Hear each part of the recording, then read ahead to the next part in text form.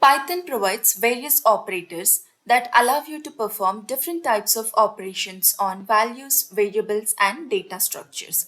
Some of the commonly used operators in Python are arithmetic operators, which include addition, subtraction, multiplication, division, float division, modulo, and exponentiation. I have two variables a and b with values 10 and 2, and I have printed all the variables using these operators. So initially I am adding a and b and assigning it to x. So the output is 10 plus 2, 12.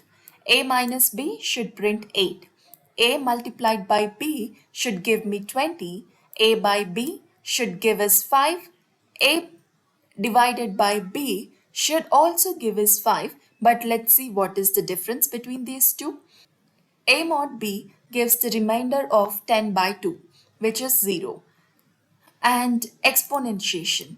This gives us the 10 power 2, which is 100. Let me run this program to see the output. So we got the expected outputs here, but look at this.